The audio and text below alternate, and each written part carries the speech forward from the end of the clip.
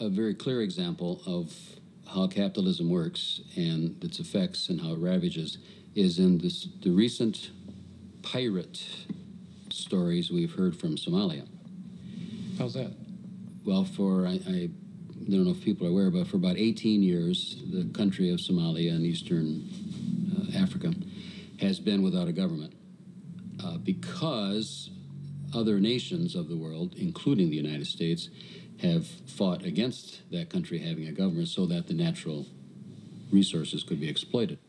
Very specifically, for those 18 years and perhaps longer, the United States and Western Europe have fished the coastal area of Somalia virtually to death. There are no fish left there for the Somalis or for anyone else for that matter.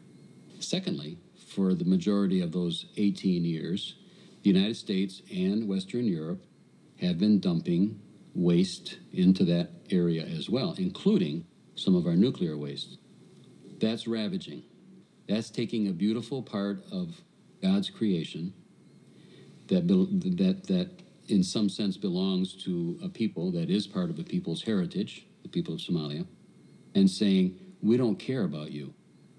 We care about our own need to eat fish and our own need to get rid of our garbage. Here. And so you think the pirating is a result of... The pirating is a normal human result of that, yes, because that's the only way they can live and survive and remind the rest of the world that what we're doing to this tiny country, much like what we've done to other countries, is wrong. It's ravaging, it's destroying, it's spoiling a beautiful part of this creation that has a right to live otherwise.